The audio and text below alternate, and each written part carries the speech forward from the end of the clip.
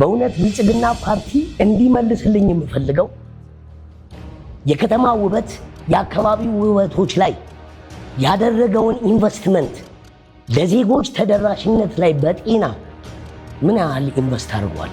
ይህንን በደንብ እንዲያስረዱኝ ይፈልጋል። እንግዲህ ብዙ የሰላም አምባሳደሮች ያስፈልጉናል። እንደ ሀገር ሰላም የሌላት ሀገር የሰላም አምባሳደር ለማምጣት በመጀመሪያ እንደ ሀገር ሰላማችን ላይ መስራት።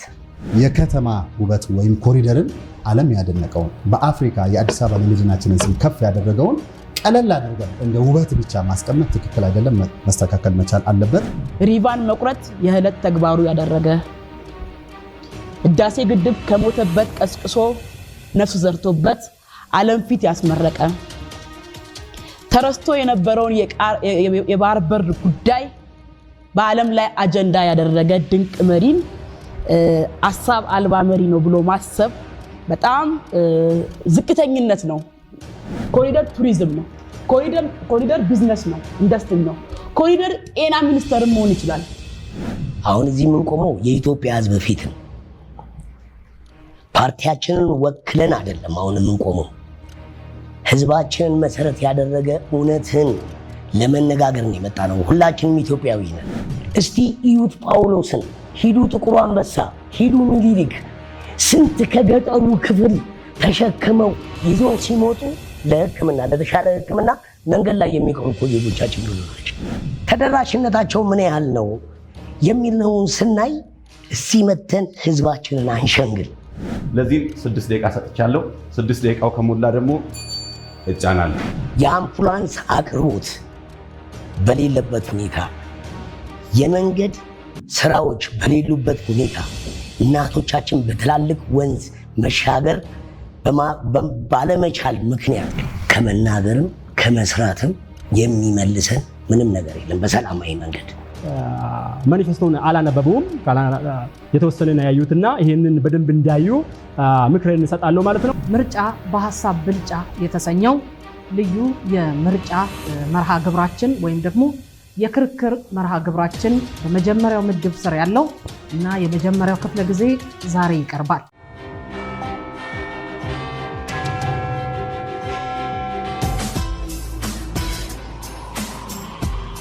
ምርጫ በሐሳብ ብልጫ ለኢትዮጵያ። ቀጣዩ የሚሆነውን እንግዲህ የክፍለ ጊዜ ሶስተኛው ዙር ደግሞ ሊዲያ ታስታውቀናለች። አመሰግናለሁ ቤተሰቦቻችን። ይህንን የክርክር መርሃ ግብር በተለያዩ አማራጮቻችን ታገኙታላችሁ። በቀጣይ ጊዜያት በሬዲዮ ጣቢያችን ላይ በምናደርገው ትውውቅ የምታገኙባቸውን አማራጮች እናሳውቃችኋለን። ምርጫ በሐሳብ ብልጫ ለኢትዮጵያ የምንለው በዚህ ምክንያት ነው። ምክንያቱም ዛሬ የምታዩት በሐሳብ የሚደረግ የፖለቲካ ክርክርና በሐሳብ የበላይነት ገዢን ወይም ደግሞ መሪን ለመምረጥ የሚካሄድበት መንገድ ለኢትዮጵያ ወሳኝ ነው።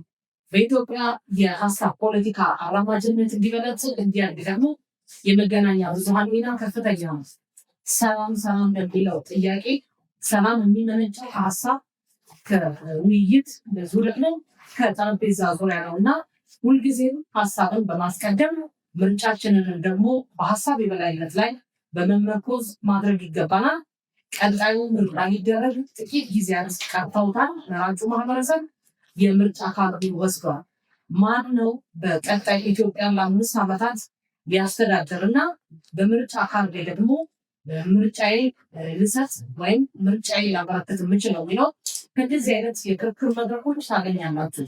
እናንተ የነገ መራጮች የሚመራችሁን ለመምረጥና በቀጣይ ሊመራችሁ የሚችሉትን ደግሞ ገዢዎች ወይም የበላይ ናቸው ብላችሁ የምታስቧቸውን አካላት ለመምረጥ ለቀጣይ ጊዜያት ላይ ለሚደረጉት ክርክሮች ጆሯችሁ አይናችሁን ወደኛ እንድታደርጉ እንጋብዛለን። ወደ 3ኛው ክፍለ ጊዜ እንሄዳለን። በዚህ ክፍለ ጊዜ የተቀረጸ ወይም ወደ 10 ደቂቃ የሚሄድ ጥያቄዎች እናቀርባለን። በኋላ ደግሞ እያንዳንዱ ፓርቲ 5 ደቂቃ ይኖረዋል። ለተነሱ ጥያቄዎች ምላሽ ይሰጣል። በዚሁ በ3ኛው ክፍለ ጊዜ ላይ አዳራሽ ለሚቀርቡ ጥያቄዎችም የተቀመጡ ደቂቃዎች አሉ። ሰዋዲን ያስታውሰናል። ለእነሱም ምላሽ እንሰጣለን። 3ኛው መርሃ ግብራችንን በቀጣይ በጣም አመሰግናለሁ ሊዲያ። በነገራችን ላይ ውድ ተከራካሪዎች እነሱ እዚህ የታደማችሁ የሚያደርገው በቀጥታ የኢትዮጵያ ሕዝብ ወይም ዜጎች ሙያተኞችን ሀሳባቸውን፣ ጥያቄዎቻቸውን ለፓርቲዎች የሚያቀርቡበትን አማራጭ ማቅረባችን ነው። አንደኛ በቴሌቪዥን በምስል የታገዘ ከልብሶች አድርገናል። ዜጎች እንዲሁም ደግሞ የሕክምና ባለሙያዎች ለእናንተ ጥያቄዎች ያቀርባሉ። እዚህ አዳራሽ ውስጥ ወይም ስቱዲዮችንም የተለያዩ የጤና ባለሙያዎችና ዜጎችም በቀጥታ ፓርቲዎች ጥያቄዎቻቸውና ሀሳባቸውን የሚያቀርቡ ይሆናል። እዚህም እንግዲህ በያዝነው መሰረት የመጀመሪያ 10 ደቂቃ በቀጥታ እዚሁ እንከታተልና ለእያንዳንዱ ደግሞ 5 ደቂቃ ለፓርቲዎቹ የምላሽ ጊዜ ተዘጋጅቷል። በቀጥታ ባልደረቦቻችን ያሸንፍናል ጥያቄዎች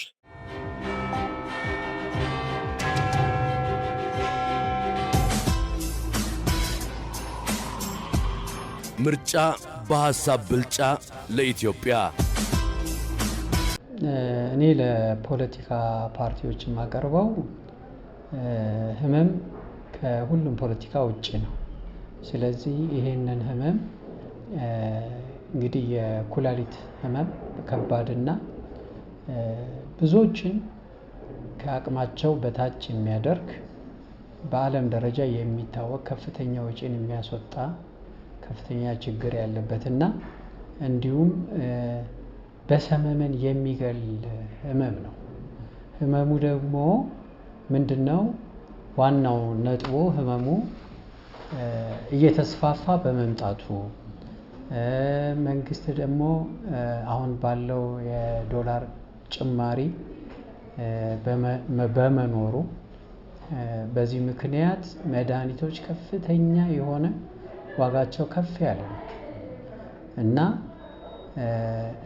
እንደነዚህ አይነት ነገሮች ዳያሊሲስ የምናደርግባቸው ለምሳሌ በትንሹ ከ4000 ከ3500 እስከ 6500 ድረስ ደርሷል እና እነዚህ ችግሮች አሁን መታከም የማይችል ሰው ቀጥታ ወደ መሞት ነው የሚሄደው። ምክንያቱም ሰውነቱ ያብጣል፣ ሽንት ብዙ ጊዜ አይሸና፣ ሽንት የለም። ስለዚህ ሽንት ስለሌለ ሰው ይሞታል።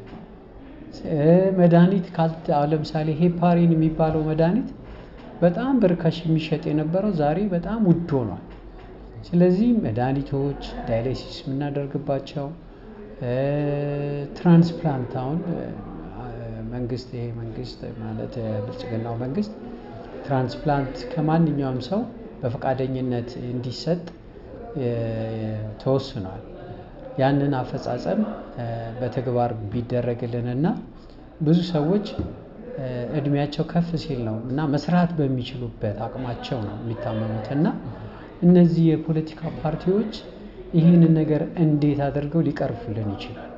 እነዚህን ችግሮች በዲቴል በደንብ ገብተው አይተው እኛ ብዙ መንቀሳቀስ ማንችለን ህመም ያለበት ሰው በጣም ብዙ ላይ ይንቀሳቀስ ይችላል እና መስራት የሚችሉ ሰዎች በጣም በቃ ተኝተው ነው ያሉት።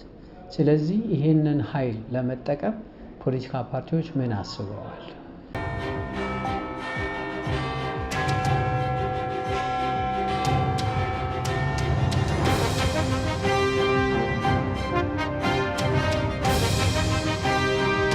ምርጫ በሐሳብ ብልጫ ለኢትዮጵያ። ጤና ነክ በሆኑ ጉዳዮች ላይ የህግ ማሻሻያ የሚያስፈልጋቸውና የፖሊሲ አቅጣጫ የሚያስፈልጋቸው ጉዳዮች አሉ። እንደ አንድ ዜጋ ወይም እንደ አንድ ባለሙያ ወይም እንደ አንድ ተሳታፊ የማነሳቸው 3 ጥያቄዎች አሉ ለሁሉም ተፎካካሪ ፓርቲዎች። አንደኛ የማህበረሰብ ጤና መድን ወይም የሶሻል ሄልዝ ኢንሹራንስ በ2003 ዓመተ ምህረት በአዋጅ ቁጥር 590/2003 ወጥቶ ስራ ላይ ውሏል። ከዛም ወዲህ በተወሰኑ አፈጻጸም ላይ የአፈጻጸም ማሻሻያ እየተደረገባቸው መጥቷል። ግን እኔ ለተፎካካሪ ፓርቲዎች የምጠይቀው ይሄ የማህበራዊ ጤና መድን ሁሉን እኩል በሚያቅፍ በሚያሳትፍ መንገድ አሰባሰቡም እኩል ለምሳሌ በእኛ ስራ መስክ ወይም በሙያዎችን እንኳን ስንሄድ ጠበቆች 3 አይነት አከፋፈል ነው። ደረጃ ሀ፣ ደረጃ ለ፣ ደረጃ መሯ ተብሎ 10000፣ 6000፣ 2000 መዋጮ እንጠየቃለን፣ እንከፍላለን። ሌላውስ ዜጋ ጤና የሁሉም ነው። ጤና ሁሉንም አካል ይነካል፣ ይመለከታል። በገጠር በከተማ በሁሉም የማህበረሰብ ክፍል የማህበራዊ ጤና መድህን አሰባሰብና ውጤታማነትን በኢትዮጵያ ምድር በተሻለ ውጤታማ አድርጎ ለማረጋገጥ አሰራሩን ለማሻሻል እናንተ የአሸናፊነት የመንበረ መንግስቱን የመያዝ እድሉን ብታገኙ የማህበራዊ ጤና መድህን አፈጻጸም አሰባሰብ እና ውጤታማነትን እንዴት ልትተገብሩ ትችላላችሁ? በጤና ነክ አገልግሎቶችና ተደራሽነት ዙሪያ ያላችሁ የፓርቲ እምነትና አቋም ምንድነው? ምክንያቱም ጤና መሰረታዊ ነገር ነው። የሁሉም ነገር የሰው ልጆች ህልውና የልማቱ መሰረት ነውና የማህበራዊ ጤና መድህን ፋይናንስ አሰባሰብና ሕክምና አገልግሎት አሰጣጥ በተሻለ የህግ ማዕቀፍና ፖሊሲ አስደግፎ ጤና ለሁሉም የሚለውን መርሃ ግብር ለመተግበር እናንተ መንግስት ብትሆኑ የሚኖራችሁ አስተዋጽኦ በዚህ ረገድ ምንድነው ነው የመጀመሪያው ጥያቄ። ሁለተኛ አካል ጉዳተኞች በተለይም መስማት የተሳናቸው ወገኖቻችን በጤና ተቋማት ውስጥ ተገቢውን የሆነ የህክምና አገልግሎት አያገኙም። ምክንያቱም መግባባት ስለማይቻል በሀገሪቱ በሁሉም በገጠርም በከተማም በክልልም በተላለቅ ሜትሮፖሊታን ወይም ሪጂኦፖሊታን በምንላቸው ያደጉ የበለጸጉ ከተሞችም በገጠር ወረዳዎችም ባሉ የሁሉም የጤና ጣቢያዎች ላይ የአካል ጉዳተኞችን የጤና አገልግሎት ተደራሽነት በተለይም መስማት ልሳናቸው የጤና ባለሙያው የምልክት ቋንቋ ሰልጥኖ መስማት የተሳናቸውም ሆነ ሌሎች አካል ጉዳተኞች ሲመጡ በመግባባት በሚቻልበት የግንኙነት የኮሙኒኬሽን ስርዓቱን ተከትሎ ህክምና አገልግሎት ለመስጠት በተለይም እንዳጠቃላይ ለአካል ጉዳተኞች ያለው የጤና ተደራሽነት በተለየ ደግሞ ለአካል ጉዳተኞች የምልክት ቋንቋ ተደራሽነትን ከመስራት ከማስያዝ አንፃር የሚኖረው የፖሊሲና የህግ ማሻሻያ ምንድነው ነው። ሶስተኛ ኢትዮጵያ ውስጥ ከፍተኛ ችግር አለ። ምን ካላችሁኝ የሙያን መሰረት ያደረገ የህግ ተጠያቂነት የሜዲኮ ሌጋል አሰራር ይባላል። ሜዲኮ ሌጋል አሰራር ማለት ሰዎች የተሳሳተ መድኃኒት ተሰጥቷቸው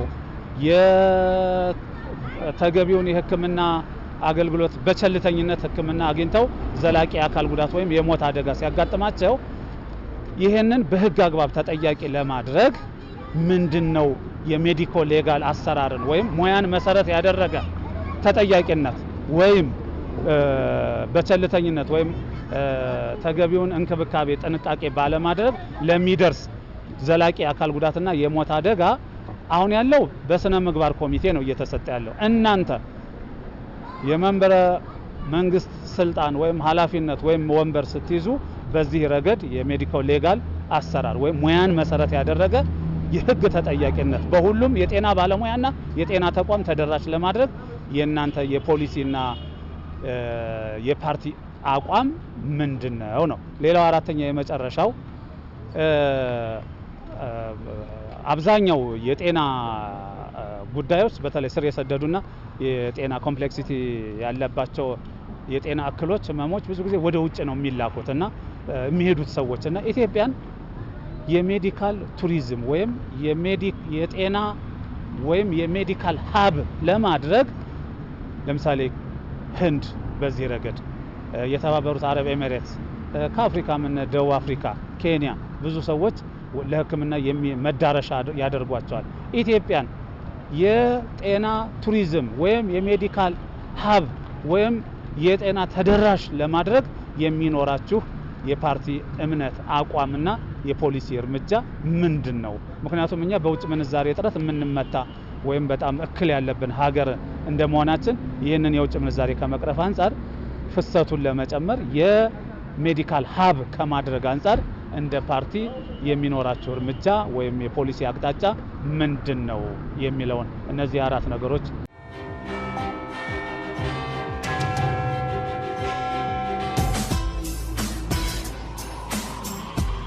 ምርጫ በሐሳብ ብልጫ ለኢትዮጵያ። ዶክተር ቤዛዊት ነጋ እባላለሁ። በቅዱስ ጳውሎስ ሆስፒታል ሚሊኒየም ሜዲካል ኮሌጅ ተመራቂ ሐኪም ነኝ። በኢትዮጵያ ሄልዝ ፖሊሲ ላይ ቢካተቱ ብዬ ያሰብኳቸው 3 ነጥቦች አሉ። የመጀመሪያው ኤርሊ ቻይልድሁድ ዴቨሎፕመንት ነው። ኤርሊ ቻይልድሁድ ዴቨሎፕመንት እንደምናውቀው በጣም ቫስት የሆነ ብዙ ነጥቦችን ያካተተ ርዕሰ ጉዳይ ነው። ይሄ ርዕሰ ጉዳይ ሄልዝ ፖሊሲያችን ውስጥ ቢካተት ለህፃናትም ለወደፊት የሀገራችን ሁኔታ በጣም ብዙ ጥሩ አዎንታዊ ተጽዕኖዎች ይኖሩታል ብዬ አስባለሁ። ሁለተኛው ነጥብ ሄልዝ ኬር ኳሊቲ ኢምፕሩቭመንት ነው። ሄልዝ ኬር ኳሊቲ እንደምናውቀው ሆስፒታሎቻችን ውስጥ ጤና ጣቢያዎቻችን ውስጥ በጣም ብዙ አይነት አገልግሎቶችን እንሰጣለን። እነዚህን አገልግሎቶች ግን ጥራታቸውን መቆጣጠር ካልቻልን የምንሰጠው አገልግሎት ውጤታማ አይሆንም። ስለዛ ሄልዝ ኬር ኳሊቲ ላይ በደንብ ቢሰራ ፖሊሲያችን ላይ ቢካተትም ለአገራችን የጤና ሲስተም በጣም ጠቃሚ ነው ብዬ አስባለሁ። ሶስተኛው ነጥብ በባህል ሕክምና እና ዘመናዊ ሕክምና መሀል ያለውን ጋፕ ማጥበብ መቻል ነው። ብዙ ጊዜ እንደምናውቀው የኛ ሀገር አብዛኛው ማህበረሰብ ብዙ ጊዜ ወደ ባህል ሕክምና ይሄዳል እና እኛ እንደ ሐኪም ባህል ሕክምና ትክክል አይደለም፣ ባህል ሕክምና አትሂዱ ሳይሆን ማለት ያለብን ባህል ሐኪሞች የሚሰሩትን ስራ በሳይንቲፊክ ሜተድ ፕሩፍ በማድረግ ትክክል የሆነውን ይዘው እንዲሄዱ ትክክል ያልሆነውን ደግሞ እንዲታው በማስተማር ከዘመናዊ ሕክምና ጋር መርጅ ማድረግ ወይም አብሮ እንዲሄድ ማድረግ መቻል በጣም ውጤታማ ያደርገናል ብዬ አስባለሁ። እና 3 ነገሮች ቢካተቱ በጣም ጥሩ ነው ብዬ አስባለሁ።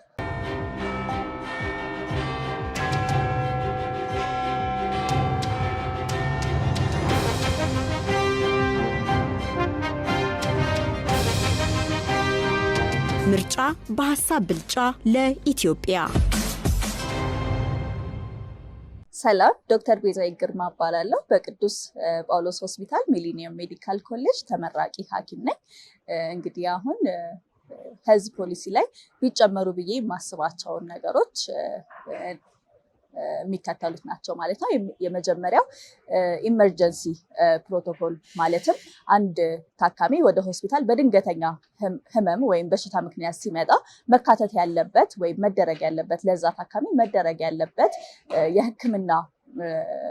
ህክምናዎች እንዲሁም ሌሎች ነገሮች ምን መያዝ አለባቸው የሚባሉ ስታንዳርዳይዝ የሆኑና ፕሮቶኮሉን የጠበቁ ነገሮችን ቢካተቱ ብዬ አስባለሁ የኢትዮጵያ ሄልዝ ፖሊሲ ላይ ማለት ነው።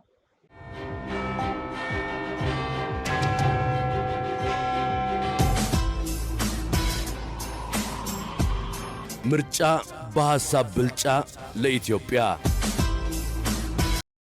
እንግዲህ በዜጎች ነች ደግሞ ዜጎች ሀሳባቸውን ለፖሊሲ አውጪዎቹም እንደዚሁ ለተከራካሪዎቻችንም ያቀረቡበት ነው። የሕክምና ባለሙያዎችም እንዲሁም የሕግ ባለሙያ ዜጎችም ድምጻቸው የተሰማበት ነው። አሁን ደግሞ አምስት ደቂቃ እንደዚሁ ለእንግዶቻችን ወይም ለተከራካሪዎች እንሰጣለን። በቅድሚያ እንደዚሁ የሚሄደው ወደ ሰላም አምባሳደር ከዛም ወደ አቶ ጌታቸው ሄድና ዶክተር ደረጀ ደግሞ በተነሱት ላይ መንግስትን እንዲሁም ፓርቲውን በሚመለከት እንደ ፓርቲ የቀረበው ላይ ሀሳቡን የሚሰጡ ይሆናል። 5 ደቂቃ አለ። ያው እንግዲህ እዚህም ያላችሁ ተመልካቾች እዚህም ያለነው የፖለቲካ ፓርቲዎች የሚሰሙ የኢትዮጵያ ውድ ህዝባችን አሉ። ጥያቄው እንግዲህ ቅድም ስናገር ከነበረው የተነሱ ብዙ ጥያቄዎች እዚህ ላይ ሲነሱ ነበር። ዋናው ምንድን ነው? የንግድ ፖሊሲውን እስከታች ድረስ ሊያስተናግድ የሚችል የፖሊሲያችን ሀሳብና አደረጃጀቶች ናቸው እነዚህን ችግሮች ሊፈቱ የሚችሉት። እና ምንድነው 3 ነገሮች አሉ። አንደኛ የሰው ኃይሉን ምን ያህል የሰው ኃይል ነው ያለን? ያለንስ የሰው ኃይል ሌሎች እንዲመጡ የሚያበረታታ ነው ወይ? ያለንን የሰው ኃይል በደንብ ይዘነዋል ወይ? ተገቢ በሆነ መልኩ ይዘነዋል? እሱ ራሱ ለስራው ሂደት ትልቅ አስተዋጽኦ ስላለው ነው። ሁለተኛ ደግሞ ያለንን የሰው ኃይል በደንብ በማወቅ ተጨማሪ የሰው ኃይልን ደግሞ ከስር በማምጣት ፓርቲያችን ይህንን ለመስራት አንደኛ የትምህርት ፖሊሲውም ሳይቀር አሁን አንድ ዶክተር ወይ ዶክትሬቱን ለመያዝ ቢፈልግ ምን ያህል ዓመት ነው የሚማረው? በኛ ሀገር እስቲ ባደጉ ሀገሮች ያለውን ተሞክሮ ነው። እንደነዚህ አይነት ሰዎች ምን አይነት ትምህርት ነው የሚማሩት? ነርሶች ለምሳሌ ኢትዮጵያ ውስጥ ነርስ ተምሮ አሜሪካ ሲገባ ምን ይሆናል? የአጭር ጊዜ ስልጠና ሳይወስድ አይገባም። ምንም የትም ሀገር ይማር በሀገራቸው ያለው ፖሊሲያቸው ማለት ነው። በጣም የሚገርም ነው። እና መነሻ ሀሳብ ተምሮ የያዘን አካል በተቀላጠፈ ሁኔታ ወደ ስራ እየገባ ራሱን በተግባር ራሱን የማብቃት በትምህርትም ራሱን የማብቃት ነገር እንዲኖር ከጅማሬው መሰረታዊ ነገር ያስፈልገዋል ማለት ነው። የሰው ኃይሉ ላይ ደቂቃ እየሄደ ነው እና ምንድነው በጀት ላይ ነው። ሁለተኛው በጀት ላይ ነው። ለጤና በሀገራችን ደረጃ እየተበጀተ ያለው ነገር እና ሌሎች ነገሮች ላይ እየተበጀተ ያለው ቅድም የተናገርኩት አንጻራዊ አድርጌ የተናገርኩት ቃል አለ። እሱ ላይ ፎከስ ማድረግ ያስፈልጋል፣ በጀቱ ላይ ማለት ነው። ሶስተኛ ወደድንም ጠላንም መዋቅሩ እስከታች ድረስ ተደራጅቶ በዛ መዋቅር ውስጥ የሚያልፉ ባለሙያዎች፣ የሚቀርቡ መድኃኒቶች፣ የሚቀርቡ የጤና አገልግሎት የሚሰጡ መሳሪያዎች፣ እነዚህን ሁሉ በተደራጀ መልኩ ያደራጀ ተቋም ሆኖ ቁጥጥር ያስፈልጋቸዋል። ንብረቶች ቁጥጥር ያስፈልጋቸዋል። ተቋሙ ላይ የሚሰሩ ሰራተኞች ቁጥጥር ያስፈልጋቸዋል። የቡድን ኢንዲቪዥዋል ስልጠና ያስፈልጋቸዋል። ይህንን ተቋም የበለጠ ማድረግ የምንችለው ተቋሙ መቆም ሲችል፣ እያንዳንዷን ነገር ደግሞ እስከታች በተቋም ደረጃ ከተሟላ ተቋሞቹ ደግሞ በዘመናዊ መሳሪያ የተደራጁ ከሆኑ አገልግሎቱን መስጠት አይከብድም ብዬ አምናለሁ። ይህን ለማድረግ ደግሞ ምንድን ነው እንግዲህ የመጣንበት ወደኋላ የሀገራችን የሕክምና ሁኔታዎች የመጡበት ነገርና አሁን ያለንበት የሚያሳየው በእውነት ነው የምነግራችሁ በጣም እጅግ የሚያሳፍር ወጥተን እዚህ ጋር እንደው አፋችንን ከፍተንም የምንናገርበት አይደለም። ስላልተሰራ ፓርቲያችን አንድ ኢትዮጵያ ዲሞክራሲ ፓርቲ የኢትዮጵያ ሕዝብ ቢመርጠው በእውነት በተሻለ መልኩ በተደራጀ መልኩ እንዲሁም ደግሞ ባለሙያዎችን ባከበረና ተጠቃሚነታቸውን ባከበረ እስከ ቤተሰቦቻቸው ድረስ ስራቸው ወዶ የሚሰሩ ዜጎች እንዲኖሩ በማድረግ አልፎም ተርፎ ደግሞ ዜጎቻቸውን ለማገልገል ንቁ ኃይል ከታች እንዲመጣ ፓርቲያችን አንድ ኢትዮጵያ ዲሞክራሲ ፓርቲ ይሄን ያደርጋል። ለአንድ ደቂቃ ነበር አለቀ። ቴንኪው እናመሰግናለን። ወደ አቶ ጌታቸው በየነ እናመሰግናለን። በቅድሚያ እዚህ እንዳላችሁት ጤና ባለሙያዎቻችን አሁንም ለጠየቃችሁት ጥያቄ ለጠየቁት ትልቅ ክብር አለን። እንግዲህ የጠየቁን ጥያቄዎች ጠቅለል አድርጌ ለመመለስ ፍላለው። በመጀመሪያ ለጤና ባለሙያችን ለሌሎች ወንድሞቻችን ምክራችን የኢትዮጵያ ናሽናል ዩኒቲ ፓርቲ ድራፍት ፖሊሲ አለው፣ ሄልዝ ፖሊሲ። እሱን በሰፊው ማየት ይቻላል። እኛን ኮንታክት አድርጋችሁ የሚለውን መልእክት አለን። ከዚህ ውጭ የጤና ህመም ሳይሆን ለመጀመሪያው ጥያቄ ህመም ሳይሆን ጤና ራሱ ፖለቲካ መሆን የለበትም እንዳለን እኛ ጤናና ማህበራዊ አገልግሎት ሰብአዊ አገልግሎት ነው። ስለዚህ ፖለቲካ መሆን የለበትም የሚል ሀሳብ አለን። ስለዚህ የሄልዝ ሲስተም ማኔጅሜንቱ ከፖለቲካ ነፃ መሆን አለበት እንላለን። ህመም ብቻ አይደለም ከፖለቲካ ነፃ መሆን አለበት፣ የጤና ሴክተሩ የጤና ሰርቪሱ ከፖለቲካ ነፃ መሆን አለበት እንላለን። እንግዲህ የኢትዮጵያ ብሔራዊ አንድነት ፓርቲ ሶሻል ዲሞክራሲ ነው የሚከተለው። ሶሻል ዲሞክራሲ ደግሞ ትኩረት የሚሰጠው ለማህበራዊ አገልግሎት ነው። ከማህበራዊ አገልግሎቶች ውስጥ ደግሞ አንዱ ጤና ነው። በተለይ የሶሻል ዲሞክራሲ ትኩረት የሚሰጠው ትኩረት የሚሹት የማህበረሰብ ክፍሎች አካል ጉዳተኞችን ጨምሮ ማርጂናላይዝድ የሆኑትን አካባቢዎች ጨምሮ ትኩረት ይሰጣልና ለነዚህ በጠያቄዎቻችን ሙሉ መልስ አለው ማለት ነው የኛ ፖሊሲ። እሱን ማየት ይችላሉ። ትኩረት እንሰጣለን። በሌጋል ሲስተም ውስጥ የጤና ስርዓት ህግን ስረቅ የሶሻል ዲሞክራሲን ዲሞክራሲን ፊሎሶፊ እየተከተለ መሆን አለበት ብለን ነው የምንወስደው። ስለዚህ ሲጀመር ጤና ማለት ምን ማለት ነው የሚለውን ዲፋይን ማድረግ ያስፈልጋል ማለት። ጤና ማለት አንድ ሰው በአካል በስነ ልቦና በማህበራዊ በአካባቢያዊ ሁኔታዎች ጤና ሲሆን ነው አንድ ሰው አንድ ማህበረሰብ አንድ ቡድን አንድ ሀገር አንድ ህዝብ ጤና የሚባለው። ስለዚህ ከዚህ ሄልዝ ዴፊኒሽን አስፔክት ነው እኛ የፖሊሲዎቻችን የማህበራዊ ደህንነትና የጤና ፖሊሲዎቻችን እየቀረጽ ነው ማለት ነው። ስለዚህ አንዱ ትልቅ ትኩረት መሰጠት ያለበት አንዱ ጠያቂ ያነሱት ባለሙያ ካልቸራል ሜዲሲን ወይ ደግሞ የባህላዊ ህክምናና ዘመናዊ ህክምና የሚለውን ኮንሰፕት ፓርቲያችን ለሀገር በቀል እውቀቶች ትልቅ ትኩረት ይሰጣል። ስለዚህ ምንድነው የምንለው ባህላዊ ሕክምናዎች ወይ ደግሞ ሀገር በቀል የሆኑ ሕክምናዎች ጥናት መደረግ አለበት፣ መጠናት አለባቸው፣ መታየት አለባቸው። አንዱ የፖሊሲ አካል መሆን አለባቸው ብለን ነው የምናምነው። ስለዚህ የፖሊሲ አካል ሲሆን ባለሙያዎች ሲመክሩበት ብዙውን ጊዜ የጤና አገልግሎት ዘርፋችን የብልጽግና ፓርቲን አንዱ የፖሊሲ ክፍተት የምንለው ካልቸራል ሜዲሲን ላይ ሰፊ ነገር አለው ይሄ ሀገር ግን ይሄን ትኩረት አልሰጠ የሚለውን ነውና እሱን ፓርት ትልቅ ትኩረት እንሰጣለን የሚለውን ነገር ማንሳት ፈልጋለሁ።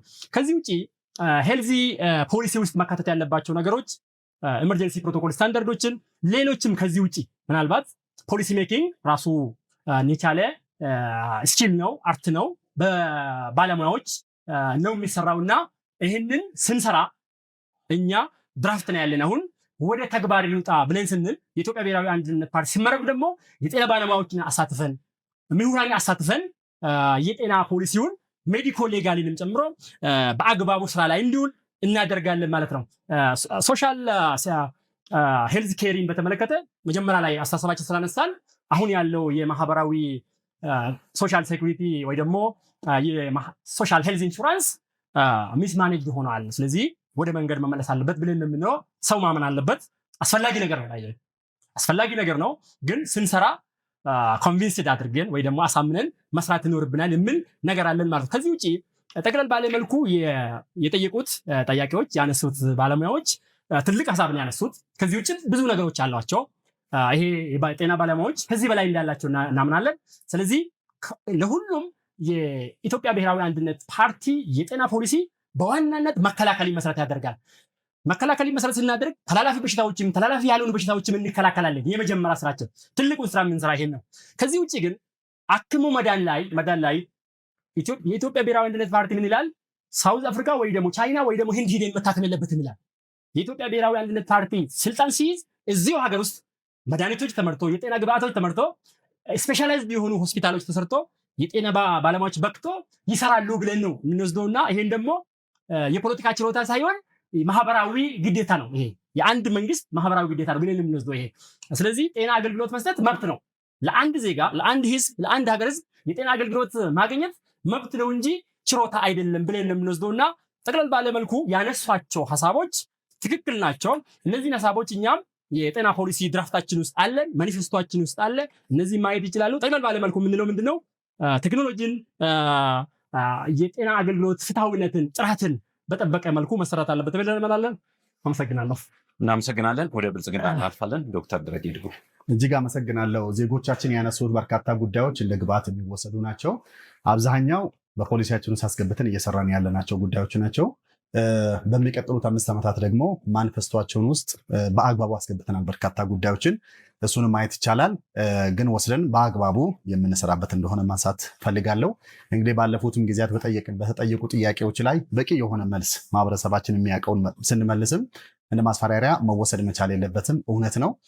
ከዛም ባሻገር በተለይ የሶሻል ዲሞክራሲ እይታ በእኛ አገርና እያደጉ ባሉ አገራት ሊሰራ እንደማይችል ይታወቃል። ባደጉት ሀገራት ሊሰራ ይችላል፣ አይሰራም። በቂ የሆነ ሀብት ባልተገነባበት ቦታ የጤና ፖሊሲ ውጤታማ ሊሆን አይችልም። አንዳንዱም በጤና ፖሊሲ ውስጥ ከተፎካካሪ ፓርቲ ሲነሱ የነበሩት ከብልጽግና ፖሊሲዎች የተኮረጀ እንደሆነ ግልጽ ነው። ይህም ህዝባችን ያውቃል። ቢታይ ጥሩ ይሆናል ብዬ አስባለሁ። የተጠየቁ ጥያቄዎች ውስጥ አንዱና ዋነኛው አክሞ ማዳን አቅማችንን ከፍ እናድርግ ነው። ለዚህ ነው ቅድም አክሞ ማዳን ያስፈልጋል ብለን ደጋግመን ያነሳ ነው። ይህንን ነው። ለምሳሌ አሁን ወንድሜ ጌታቸው ሲያነሳ የነበረው ትላልቅ ሆስፒታሎች እንገነባለን፣ አገር ውስጥ መድኃኒት እንዲሰራ እናደርጋለን ስሉ ነበር። ቅድም ደግሞ ለምን አክሞ ማዳን ላይ ትኩረት ታደርጋላቸው? አያስፈልግም፣ መከላከሉ ላይ ስሉ ነበር። ስለዚህ የሚምታታ ነው። ለዚህ ነው መንግስት ከህዝብ ሀሳብ ወስዶ የአገር ውስጥ አቅማችንን ከፍ ማድረግ አለብን፣ አክሞ ማዳን ላይ ትኩረት ማድረግ አለብን። ያ ማለት ግን ሙሉ በጀት ወደዛ ይሄዳል ማለት አይደለም። ባላንስ አድርገን የምንሄደው በዚህ ይታይ። ከኩላሊት ጋር የተነሳው ጥያቄ ተገቢ ጥያቄ ነው። እኛም እየሰራንበት ነው ያለ ነው። ከዚህ ጋር ተያይዘው አንዱ መከላከል ነው። እሱንም የኩላሊትና ሌሎች ስር የሰደዱ ሕክምና የሚያስፈልጉት መከላከል እንችላለን። ስለዚህ መከላከላችን የበለጠ እናጠናክራለን። ሌላው ቀድሞ ልየታ ነው። ቶሎ እንዲለዩ ማድረግ፣ ግፊት ያላቸው፣ ስኳር ያላቸው እንዲለዩ በሁሉም ሆስፒታሎች ታካሚ ብቻለን የሚሉ ሰዎችም ልየታ እያደረጉ እየተገኘ ነው ያለው። ይህንን እናጠናክራለን። ካንሰር ጭምር ቅድመ ልየታና የክትባት ጭምር ለምሳሌ የሰርቫይካል ካንሰር የሚባለው የማህፀን በር ጫፍ ካንሰር በአመት ብዙ ልጃገረዶችን እየከተብን ነው የምንገኘው። መቀነስም እየታየ ነው ያለው። ከዛ ውጭ በአገር ውስጥ ግን መድኃኒት ያስፈልገናል። ዜጎቻችን ቅድም ያነሱት እያመረትን ያለ ነው። ሰሞኑን መሪያችን በሀሳብ ልዕልና የሚያምን በርካታ የተለየ የፖሊሲ እና የፖለቲካ ባህል ያመጣው ክቡር ዶክተር አብይ በአህሪ ከትላንት ወዲያ ሪባን ሲቆርጡ እንደነገሩን 44% አገር ውስጥ መድኃኒት እያመረትን እንገኛለን። ይሄ በሳቸው መሪነትና ሀሳብ አፍልቆ ያመጡት ስራ ነው። ይህ ብቻም ሳይሆን በሀገራችን በርካታ ኢንቨስተሮች እየመጡ ነው። አገር ውስጥ መድኃኒትን የማምረት ስራ፣ ሕክምና መሳሪያ የማምረት ስራ፣ ክትባት የማምረት ስራ በእጅጉ እየተፋጠነ ያሉት በሚቀጥሉት 5-10 ዓመት ኢትዮጵያ ራሷን ችላ ለአህጉሩ የምትጠቅም አገር ትሆናለች። ይሄም ቢወሰድ ጥሩ ነው የሚሆነው። ንቅለ ተከላ ጀምረናል። በጳውሎስ ሆስፒታል ውስን ነው፣ እናሰፋለን። በሚቀጥሉት ጊዜያት በርካታ ተቋማት ላይ ህግም ቅርብ ስላጸደቅን የኩላሊት ቻምፒዮን ሌሎችን ንቅለ ተከላዎች ላይ የምንሰራ ይሆናል። ዲያሊሲስ ወይም ደግሞ የኩላሊት እጥበት 25 ተቋማት ላይ አሉን። በቂ እንዳልሆነ እናውቃለን። የምናሰፋ እንደሆነ በዚሁ ማንሳት እፈልጋለሁ። ጤና መድህን ላይ ተያይዞ ብሔራዊ አንድነትን የሚያመጣ አንድነታችን ያጠናከረ ትልቅ ስራ እንደሆነ በደንብ መታወቅ ይገባል። የድሃ ከ20 ሚሊዮን በላይ እየተጠቀሙበት ነው የሚገኙት። ከዚህ ውስጥ አብዛኛው ሴቶች ናቸው። የሴቶች ተጠቃሚነት 51% እኮ በካቢኔ ውስጥ ያስቀመጠ ብቸኛ ፖለቲካ ፓርቲ ሆነ። የታሪክ ጥፋትን ያመጣ ነው ብልጽግና ፓርቲ። በትምህርት ከወንዶች ጋር በተለይ መጀመሪያና ሁለተኛ ደረጃ ውስጥ እኮ 1 ለ1 እኩል ተሳትፎ እየመጣ ነው ያለው። ሴቶች እኩልነት ማለት ለኛ ይሄ ነው። አየር ላይ እዚህ የሚወራው መሆን መቻል የለበትም። ይሄ ተሰርቷል። መስማት ተሳናቸው በአጠቃላይ አካል ጉዳተኞች ላይ አፍርማቲቭ አክሽንስ እንደ ብልጽግና እየወሰደ ያለ ፓርቲ የለም። አይነ ስውራን 4 አይነ ስውራን ትምህርት ቤቶችን ሰርተናል። የሚቀጥል ነው የሚሆነው። የምልክት ቋንቋና ሌሎችን ውስንነት አለው። በጅምር ላይ ያለ ነው። የምንቀጥል እንደሆነ በዚሁ ህዝባችን እንዲያውቅ እንፈልጋለን። ሜዲኮ ሌጋል የተባለው ትክክል ነው፣ የተሰራበትን ያለው በጤና ሚኒስቴር በዚህ ላይ ትኩረት አድርገናል። ማስፋት እንደሚያስፈልግ በተለያዩ ክልሎችም ላይ ተጀምሯል። ይሄንን የምናጠናክር እንደሆነ ማንሳት ፈልጋለሁ። ኤርሊ ቻይልድ ዲቨሎፕመንት ቀዳማይ ልጅነት እድገት ቅድም መክፈቻ ላይም በደንብ አስቀምጫለሁ። ትምህርት ለምሳሌ ትምህርት ለትውልድ በሚለው ንቅናቄ ከ25,000 በላይ ቅድመ መደበኛ ትምህርት ቤቶችን ገንብተናል። ይሄ በማህበረሰብ ተሳትፎ ነው የተሰራው። ይህንን አላነሳችሁም ወይ አልደገፋችሁም ወይም ደግሞ የተሰራውን ስራ አታውቁም ማለት ነው። ይሄ ትልቅ ቀዳማይ ልጅነት አንዱ ይሄኛው ነው። ጤና አገልግሎት ስርዓተ ምግብንም ይህንን በመዲናችን በብዙ ቦታ ላይ ተተግብሯል። ወደ ሁሉም ቦታ እንዲሰፋ የምናደርግ ይሆናል። ከጤና አገልግሎት ጥራት ጋር ተያይዞ ትልቁ ነገር እኛ የምናስበው ዲጂታላይዜሽን፣ ዛሬ 154 ጤና ተቋማት ሙሉ በሙሉ ዲጂታይዝ ተደርጓል። ወረቀት አልባ አገልግሎት የሰጡን ያሉት ይህንን የምናሰፋ ይሆናል። በመጨረሻ ባህላዊ ሕክምናና ዘመናዊ ሕክምናን እንደ መደመር እሳቤ አንድ ላይ አቀናጅተን የምንሰራ ይሆናል። ለባህላዊ ሕክምና ማኒፌስቶስ አስቀምጠናል። ተገቢው ትኩረት ተሰጥቷል። ከ1000 በላይ ተጠንቷል። ወደ 10 የሚሆኑ ደግሞ ወደ ገበያ ወጥቷል። ይሄን አድርገን በአገራችን ሕክምና መሳሪያን በማምረት የሜዲካል ቱሪዝም ማዕከል የምትሆን ኢትዮጵያ አሁንም እየተሰራ ነው ያለው። ይህን የምናጠናክር ይሆናል። ብልጽግና ፓርቲ ይምረጡ። እናመሰግናለን ሶስቱንም ፓርቲዎች። አሁን ደግሞ እንግዲህ የዚህ የክርክር መድረክ ለየት የሚያደርገው ቀደም ሲል ዜጎች በቀጥታ እዚህ መሳተፍ መምጣት ባይችሉም በምስልና በድምፅ ግን ጥያቄዎቻቸውን አቅርበዋል። እዚህ ደግሞ የተገኙ የሕክምና ባለሙያዎችም እንደዚሁ ዜጎችም አሉ። የዜጎችን ድምፅ ደግሞ ሊዲያ እንሰማለን። 5 ደቂቃ ነው ያለው። በአንድ ደቂቃ ውስጥ ጥያቄያቸውን ያቀርባሉ። ለምላሽ ደግሞ 5 ደቂቃ አዘጋጅተናል። ስለዚህ በእጅ ይሆናል መሰለኝ አይደል? ሚዲያ እዚህ ጋር ጥያቄ እስከሚቀርብ ድረስ ፓርቲዎች ወይም ጠያቂዎች የሚጠይቋቸውን ፓርቲዎች ይህ ጥያቄ ለከሌ ነው የሚል ከጥያቄው መግቢያ ጋር አብራችሁ ትገልጻላችሁ። ፓርቲዎችም ለምትጠየቁት ጥያቄ በቀጥታ የተጠየቀውን ጥያቄ ብቻ የሚመለከቱ ምላሾች እንድትሰጡ ነው የምንጠይቀው። ምክንያቱም በፖሊሲ አማራጫችሁ ነው መራጩ ህዝብ የሚመርጣችሁ እንጂ በዚህ ጋር ባለ የንግግር ክህሎት አይደለም። ዛሬ እና እንደዚህ አይነት ክርክሮች በዋናነት ፖሊሲና አማራጭ ሀሳቦች ላይ ነው የሚያተኩሩት። የጤና ከሆነ ጤና፣ ማህበራዊ ደህንነትና ጤና የተሳሰሩ ናቸው። ምጣኔ ሀብት ከሆነ ምጣኔ ሀብት፣ ሰላም ከሆነ ሰላም እና ለሌላ ጊዜም በዚህ ክርክር ላይ የምትቀርቡ ፓርቲዎች በሚነሱ የፖሊሲ አማራጭ ሀሳቦች ላይ ብቻ ተመርኩዛችሁ ሀሳባችሁን ብታቀርቡና ለሚጠየቁ ጥያቄዎችን በቀጥታ ከጥያቄዎቹ ጋር ተያይዞ ምላሾች ብትሰጡ መራጩ ማህበረሰብ ንቃት ይኖረዋል። ከዚህ ቀደም ሲል ከተከታተላችሁት አንጻር በተለያየ አንጻር ነው ጥያቄዎቹ የቀረቡት።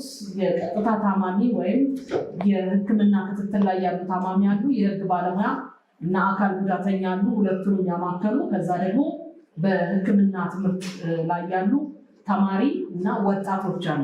ሆን ብለን ነው ጥያቄዎቹ በስብጥር እንዲቀርቡ ያደረግነው። ከዚህ ከቤቱ ደግሞ የሚቀርቡ ጥያቄዎችን እንከታተላለን። ወደዛ መሄድ እንችላለን። መልካም። ስለዚህ እጅ በማውጣት ይሁን ቅድሚያ እንሰጣለን። አንድ ጥያቄ አለ። እኔ የጤና ባለሙያ ነኝ። ለረጅም ጊዜ በጤና ነው የሰራሁት። አሁን ግን በኢንቫይሮንመንት አካባቢ ነው ብዙ እንቅስቃሴ የማደርገው። ኢንቫይሮንመንታችን ላይ የሚያተኩር የጤና ችግሮች አሉ። ምንድን ነው እሱ ያላችሁኝ እንደሆነ የሰላም ማጣት ነው። ሰላም ማለት ጤና ነው። ሰላም ከሌለ እድገትም ልማትም የለም። የምናወራው የጤና እንክብካቤ ስለ አምቡላንስም ስለሌላው የምናወራው ስለ ሆስፒታል የምናወራው ሰላም ኖሮ ከግጭት ርቀን ሰው ወጥቶ ሲገባ እንደ ልቡ ሲንቀሳቀስ ነው። እና ይሄ ባልኖረበት ሁኔታ እድገት አለ ልማት አለ ብሎ ለማለት በጣም አስቸጋሪ ነው። እና ኢትዮጵያ ውስጥ አሁን እየታየ ያለው ጥሩ ብዙ እንቅስቃሴ ያለው እውነት እኔ አሁን አዲስ አበባ ነው ያደግኩትና አዲስ አበባ ውስጥ ያለውን ለውጥ በጣም አደንቃለሁኝ። አዲስ አበባ ውስጥ ሰላም አለ። ክልል አካባቢ ግን እንደዛ አይደለም። በሰሜኑም በደቡቡም የተለያየ ግጭት አለና ይሄን ማስወገድ ያልቻለ መንግስት ምን ያህል መቀጠል ይችላል? ምን ያህል እድገት ማምጣት ይችላል? እና እኔ ለሁሉም ነው ለሁላችን ነው ጥያቄ የማቀርበው። ይሄ የህዝብም ችግር ነው።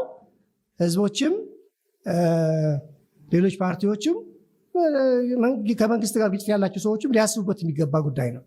እሺ፣ በጣም አመሰግናለሁ። ለብልጽግና ፓርቲ አንድ ጥያቄ፣ ለሁለቱ ፓርቲዎች አንድ ጥያቄ ነው ያለኝ። ለብልጽግና ፓርቲውን እሺ፣ ለብልጽግና ፓርቲ የማቀርበው ጥያቄ በተለይ ከዚህ ከጤና መድን አገልግሎት ጋር በተገናኘ ተደራሽ ከማድረግ አንጻር መንግስት በርካታ ስራዎች እንደሰራ ይገለጻል። ነገር ግን አሁንም ዜጎች ለሕክምና ከፍተኛ ወጪ ያወጣሉ እና ደግሞ የጤና መድን ሽፋኑም በቂ እንዳልሆነ ይነገራል። ዶክተር ደረጀ ምናልባት ፓርቲው አሁን ያለውን የጤና መድን ስርዓት ውስንነት ለመቅረፍ እና ከፍተኛ ወጪ የሚጠይቁ ህመሞችን ሽፋን ለመስጠት የጤና መድን ሽፋኑ ያንን ሽፋን እንዲሰጥ የፋይናንስ አቅማችሁን የገንዘብ አቅማችሁን ለማሳደግ በቀጣይ ምን እቅድ አላችሁ የሚል ጥያቄ አለኝ ለብልጽግና ፓርቲ። ለኢትዮጵያ ብሔራዊ አንድነት ፓርቲና ለአንድ ኢትዮጵያ ዴሞክራሲ ፓርቲ ማነሳው አንድ ጥያቄ ቀደም ብዬ እንደጠቀስኩት ብዙ ዜጎች መድን ሽፋን ውስጥ ቢገቡም የመድን ሽፋኑ የተወሰኑ ህመሞችን ብቻ ነው ሽፋን እየሰጠ ያለውና በቀጣይ የእናንተ ፓርቲ ቢመረጥ ይህንን የጤና መድን ሽፋን የፋይናንስ አቅም ከማሳደግ አንጻር ምን አዲስ ሀሳብ ይዛችሁ መታችኋል? እንዲሁም ደግሞ ሁሉንም አቀፍ የጤና መድን ሽፋን ለማረጋገጥ ምን እቅድ አላችሁ የሚል ጥያቄ አለኝ። አመሰግናለሁ። እናመሰግናለን። እንግዲህ የማነሳቸው ነጥቦች ሁላችሁም ያላችሁን ሀሳብ ብትሰጡበት ደስ ይለኛል። የመጀመሪያው ያው እንደሚታወቀው በሀገራችን የተለያዩ ባህላዊ ሕክምናዎች አሉ። ከዘመናዊ ጋር አስታርቆ አያይዞና አዋህዶ ለመስራት የሚደረጉ እንቅስቃሴዎች እንዴት ይታያሉ? ምን አይነት እቅዶችና የተቀናጁ አሰራሮችን ለማምጣት ባህላዊ ሕክምናውን በአግባቡ ለመጠቀም ምን አይነት እቅዶችና ሀሳቦች አሏቸው? አሁን ካለው በተሻለ መልኩ ትኩረት ሰጥቶ ለመስራት ማለት ነው። ሁለተኛው ደግሞ ፍትሃዊ የጤና ተቋማት ተደራሽነት ነው። ፍትሃዊ የጤና ተቋማት ተደራሽነት እንግዲህ በተለያዩ ሀገራችን ክፍሎች በገጠሩ ክፍሎች ተደራሽ ለማድረግ ላለፉት ዓመታት ሲሰራ ቆይቷል በተለያዩ የመንግስት አሰራሮች። አሁን ላይስ ምን አይነት እቅዶች አሉ? ምን አይነት ተደራሽነቶችን ለማድረግ በዚህም ጤና ተቋማትን ቢኖሩ የመድኃኒትና የቁሳቁስ አቅርቦት የሌላቸው ናቸው አብዛኛዎቹ። እነሱ እንዴት ይታያሉ? አሁን ያለው መንግስትም እናንተም ብትመጡ የተለያየ አሰራሮችን አምጥታችሁ ይህን ለመቀየር ምን አስባችኋል? ምን አይነት የተለየ ፕላንና እቅድ አላችሁ ነው። ሌላው ደግሞ የሜንታል ሄልዝ ወይ ደግሞ የአእምሮ ጤና ላይ የሚሰጠው ትኩረት አለ በማህበረሰቡ ዘንድ ግንዛቤን ለመፍጠርና ለማሻሻል አሁን ባለው የወጣቱን ንቃተ ህሊና ለማንቃት የአእምሮ ጤና ላይ በትኩረት መስራት ያስፈልጋል ብዬ አምናለሁ። እሱ ላይስ ምን አይነት ሀሳብ ነው ያላችሁ? ምን አይነት እቅዶችም እየታሰቡ ነው የሚለው ነው ባጭሩ። አመሰግናለሁ። እሺ፣ እናመሰግናለን። አመሰግናለሁ። ሊዲያንም እንዲሁም ሱራፊልን እድሉ ስለሰጣችሁ በጣም ነው የማመሰግነው። ጥያቄ ለብልጽግና ፓርቲ ነው። ያው ጤና ላይ ብዙ የተለያዩ ነገሮችን መግቢያ ላይ ስታነሱ ቆይታችኋልና ፓርቲው ስፔሻሊስት ሐኪሞች በገጠር እንዲቆዩ ለማድረግ ምን አይነት አስገዳጅ ወይም አበረታች የህግ ማዕቀፍ አለው። ሐኪሞች ወደ ገጠር መሄድ አለባቸው ከሚል አጠቃላይ ንግግር ውጭ በተግባር ሐኪሙን ገጠር ወስዶ የሚያስቀምጥ ምን አይነት አዲስ ስልት አላችሁ? አመሰግናለሁ። እሺ፣ እናመሰግናለን። እሺ፣ አመሰግናለሁ። የኔ ጥያቄ ለአቶ ጌታቸው ነው። በኢትዮጵያ አብዛኛው ዜጋ ዝቅተኛ ገቢ ያለው ከመሆኑ ጋር ተያይዞ ጥራት ያለው የጤና አገልግሎት ማግኘት የሀብታሞች መብት ብቻ እየሆነ መጥቷል የሚሉ ቅሬታዎች ይደመጣሉ። ፓርቲው ስልጣን ቢይዝ ዝቅተኛ ገቢ ያላቸው ዜጎች በተለይም የቀን ሰራተኞችና አነስተኛ ገቢ ያላቸው አርሶ አደሮች ያለምንም የገንዘብ ችግር ዘመናዊ የጤና አገልግሎት የሚያገኙበት ተግባራዊ የማህበራዊ ደህንነት ዋስትና ስርዓት እንዴት ይዘረጋል? ለዚህ የሚሆን በጀትስ ኬት ያመጣል የሚለው ነው። አመሰግናለሁ።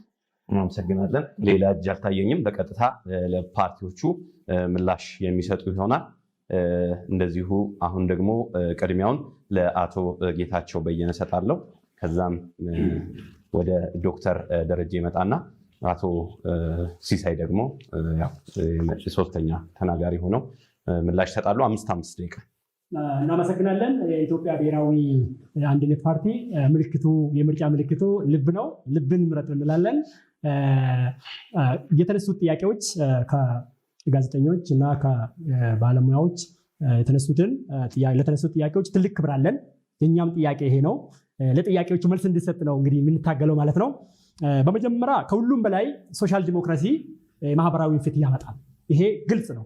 በዓለም ላይ 100 በላይ ሀገራት ይጠቀማሉ። ከ150 በላይ ፓርቲዎች ይጠቀማሉ። እኛ ሀገሬን ለመምራት የምናስበው በደመነፍስ አይደለም፣ በተጠና ግልጽ በሆነ ቫሊድ በሆነ አይዲዮሎጂ ነው። ይሄንን በግልጽ ማወቅ ያስፈልጋል ማለት ነው። ማንበብ ያስፈልጋል ካስፈለገ ማለት ነው። በመጀመሪያ እሱ ከዚህ ውጪ አሁን የተነሱ ጥያቄዎች ከማህበራዊ ፍትህ ጋር የሚገናኙ ናቸው፣ ከጤና ተደራሽነት ጋር የሚገናኙ ናቸው። እኛ በመጀመሪያ የጤና መድን ፈንድ እናቋቁማለን ማለት ነው። የኢትዮጵያ ብሔራዊ አንድነት ፓርቲ ስልጣን ሲይዝ የጤና መድን ፈንድ ሄልዚ ፈንድ ያቋቁማል።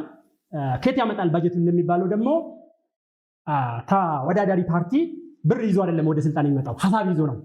ሀሳባችን ማህበራዊ ፍትህ ያረጋግጣል፣ የጤና ተደራሽነትን ያረጋግጣል፣ የጤና ሰርቪስ ሄልዝ ሰርቪስ ኢንክሉዥንን ያሳካል ብለን ያቀረብነውን ሀሳብ መምረጥ ነው ማለት ነው ለከኛ ህዝብ የሚጠበቀውና ስለዚህ ይሄ ሀገር ሪሶርስ አላጣም። ምንድን ነው ያጣው?